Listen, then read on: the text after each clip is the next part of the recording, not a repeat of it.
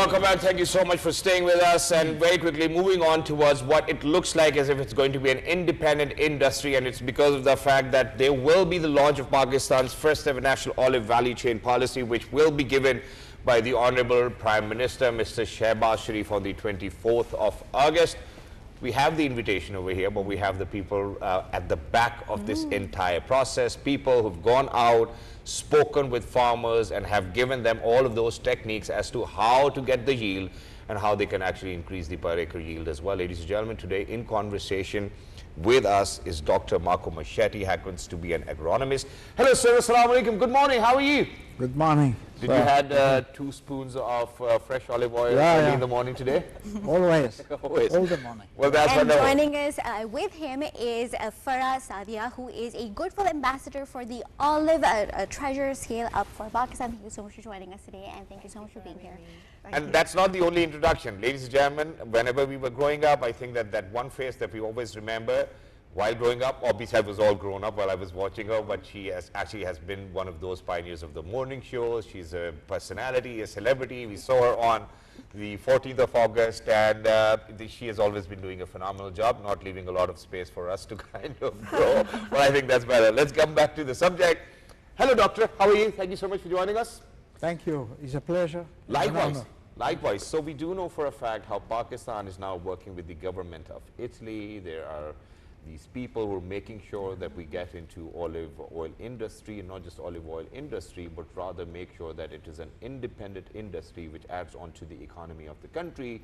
How do you see us going so far? So first of all, I would like to say why Italy is here. Let's say that through the development cooperation, we have done some research projects since the 80s. Then in 2010, 2012, onward, through a big Pakistan debt swap program, we have supported the investment of 2,500 hectares of olive. That was really the first industrial plantation in Pakistan. And the olive that today is in the market is coming from that plant, because they need 10 years, 12 years, 15 years to produce really their maximum shape. So now we have been asked by the government to provide technical assistance, again through the Italian government and through the International Center of Mediterranean Agriculture of Bari, providing technical assistance to establish a value chain. Okay. Because a lot has been done in terms of plantation, a lot has been done in terms of extension to the field, but still there are gaps in this value chain, especially at the processing level, at the standardization level, and then at the commercialization. Because what we should be said here is that olive is first of all is a fruit. So as a fruit is producing this oil, and is not comparable to a seed. So a fruit has all this value that she can explain better than me, all the organoleptic and nutraceutical value. So by being a fruit, you need a special care on all the process of processing, treatment, and so on. Because if there are faults, these faults are in the oil. So this is the basic point why olive is good, but it should be treated with care. Okay. And according to standards. Okay, and then that's what we want to do, as we have highlighted that olive is a very fruitful fruit, producing a lot of qualities, making sure to give back to everyone, right? So, Ms. Farah, what would you say, how important is this collaboration between Pakistan and Italy in terms of this this olive evolution happening in Pakistan? Well, I think it's very important. It's phenomenal, because you see, the olives were already here. The plants were here. We are familiar with the word kahu.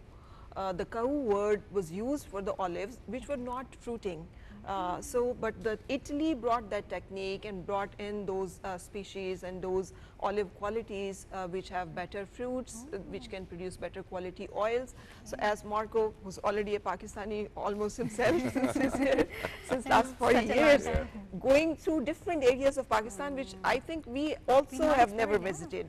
So he knows the climate, he knows the land, he knows the farmer. Now while 2,500 almost hectares are producing the olives and the good quality olives. So the Italy has contributed a lot, and it is a great contribution towards Pakistan's economy, agro-economy especially. And when we talk about food security, you see it's very important. We all are familiar that our import bill is heavily burdened, if not with edible oils. So we can reduce that. We can reduce that. By locally the contribution is huge. And thank you so much for mentioning that, because I've seen it. You know, a few of my friends, they are into importing, you know, the seed oils which are actually coming to today Pakistan. we are importing $14 million of olive oil. So it's a niche market still, but is very important. Can be expanded. So through this policy, we have tried to when we say we, is because we have provided this assistance, but this is really a job that is starting from the bottom, starting from the farmers, involving ministries, many ministries are involved in this policy, and of course all the provinces that are the main Exactly, actors. and just to put it in simple words for all of our audiences, ladies and gentlemen, it's a joint venture in between AICS, and if we speak about AICS, it's the Italian Agency for Development Cooperation, and then CIHE Bari, and you know, they are making sure that, you know, that we work on that. And while we work on that, obviously the purpose is to actually expand the olive orchards, not just that, increasing olive oil production, irrigation, pruning, harvesting, and processing techniques. Now the most important aspect is that we will finally be having a policy, and to speak about the policy, because the Honorable Prime Minister himself will be doing it on the 24th of August. Let's get into what the policy really needs to entail to make sure that it is an independent industry and that it is sustainable.